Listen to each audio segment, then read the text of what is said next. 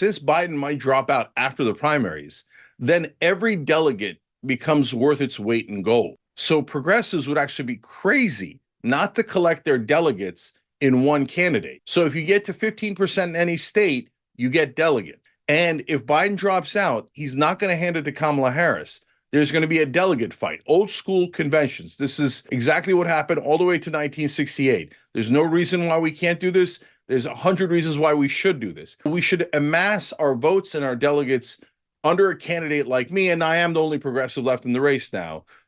So that's been my argument. And if I was out of the race, I swear to God, and somebody else was in, I'd say, collect all your votes and delegates under that person. Now, I want to make it really clear.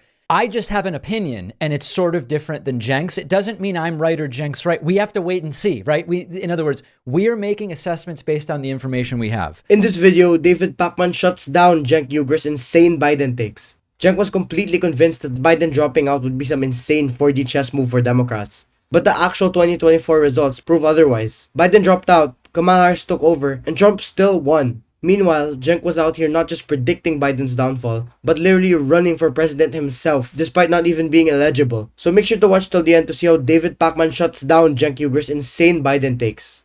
Am I concerned about Biden's age and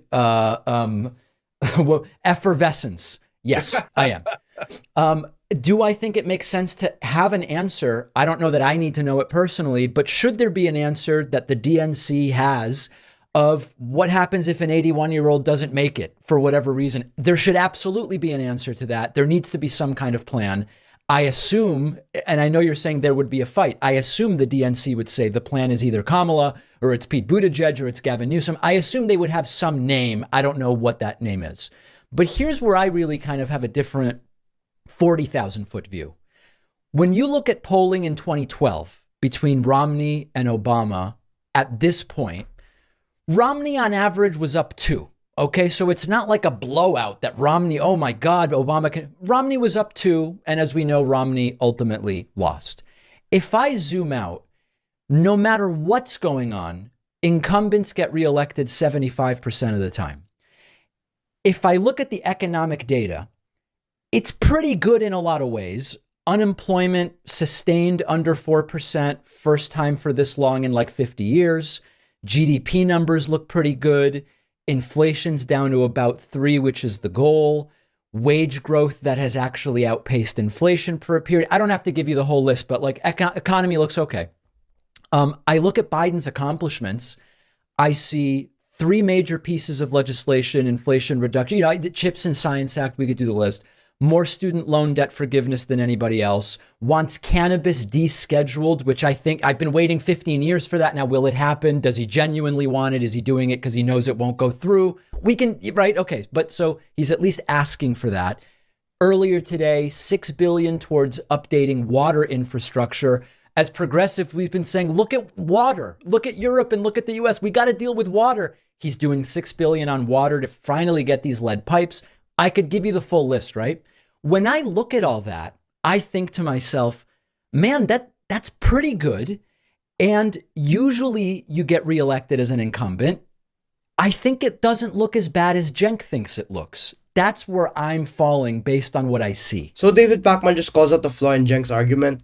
Incumbents always win. History shows that 75% of incumbents get re-elected, and Biden's economy wasn't as bad as Cenk made it seem. David Pakman was right to question replacing Biden. He highlights Biden's major wins: the Inflation Reduction Act, CHIPS Act, student loan relief, and descheduling cannabis. Yet Cenk just wrote them off like they didn't matter. And in the end, Cenk's panic was just pointless. Biden dropped out, Democrats replaced him, and Trump still won. Pakman's skepticism was 100% justified. Yeah. So, David, both of those things are true. Your point of view is true, and my point of view is true. So that leads people to a significant confusion. Yes. How could they both be true? Right. So let me explain. Yeah. So, number one, on his accomplishments, yeah, if you look at it as the low bar that we have, which is that politicians get nothing done, Democrats get nothing done, and Biden actually got 15% of his agenda done. And then you look at that 15%, and those are the things that you described, they look pretty good. And I'm super psyched about the water infrastructure, et cetera. And you could see, look, as a candidate, I'm the same way as I am as a talk show host and as a regular person. I'm honest. So I'm not going to, it's not binary. It's not 0 or 1. The idea that Biden didn't get anything done is preposterous. No, he got those things done and they're pretty good, right? Now, from a progressive point of view, an average person's point of view, yes, but we needed a lot of change. And you just trashed the rest of your agenda, which was terrific and really popular. But put that aside, okay? And in terms of the economy, I give them even better grades. I think the economy is amazing. Is it amazing for the average person? No, but that's not on Biden. Biden, Obama, Trump, Bush, they all have the same thing where the rich get even richer and the middle class continues to struggle. But within that context, Biden did a pretty good job, no, a really good job of keeping unemployment low and bringing down inflation, and he doesn't get enough credit for that, okay? So, okay, then you're wondering, Cenk, what the hell's your problem? That sounds like it's definitely a little bit better than the average Democrat at a minimum, right? Yeah. Not as good as a progressive that I would want that pushes for paid family leave, higher minimum wage, lower drug prices, et cetera.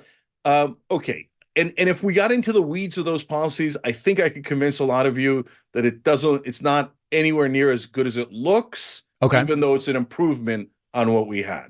Okay, but all of that is not the issue. The issue is whether he's going to win or not.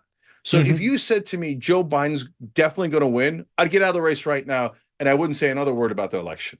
Okay, not because I think Biden's great. I think Biden's monstrous in some ways. I mean, we talked about the upside. That, in my opinion, the downside, among many other things, is he's letting Israel massacre people in Gaza, and he doesn't care at all. Slaughter after slaughter after slaughter. And Joe Biden's like, who cares? How does it affect my politics? Okay. But even that, I'm saying I'm willing to live with that because I think Trump would end democracy. I'm not willing to live with it. I'm going to fight Biden 200% on it. Right. Right. But Trump would end democracy. So I take the Biden win, but he's not going to win. So let's go to the Romney thing. So it's actually not true. I've looked at that graph 1,000 times because people keep saying it as if it is. Obama once dipped to around 43%. That's, I think, around the lowest he ever got, right? But he dipped there and then he bounced back up. Whereas Biden has gone straight down on his popularity and dipped all the way to 33%. An incumbent in the 40s has a very low chance of winning an election. An incumbent in the 30s has a 0% chance of winning. And Cenk's just talking in circles, admitting Biden did a good job, but still insisting he was unelectable. He praises Biden's wins, low unemployment, reduced inflation, infrastructure investments, then dismisses them as not enough. His main improvement was approval ratings. Cenk acts like Biden's drop to 33% made his loss inevitable, ignoring that approval ratings fluctuate and incumbents still win most of the time. He compares it to Obama's numbers but cherry-picks data to make Biden's situation seem worse than it was. But reality proved Pakman right. Biden dropped out, Harris replaced him, and Democrats still lost. The Democrats just gambled on switching candidates, and it backfired exactly as Pakman warned. As much as you might love Biden, as much as you might think, oh, they're being so unfair to him, he did a good job with the economy. It doesn't matter. What matters is he going to win or isn't he? And when you look at a guy who everyone now agrees is in the 30s, somewhere in the 30s in approval rating, a place that no one has ever gotten out of, do you think that Joe Biden is the candidate that's going to pull off a miracle comeback? And let's be honest, and this is the killer part, and this is the part that I think was the tipping point for a lot of the establishment pundits when he didn't do the Super Bowl interview. Because that is $56 million in free media. In softball questions from mainstream media, you could pick the reporter that you want. It doesn't get any easier than that.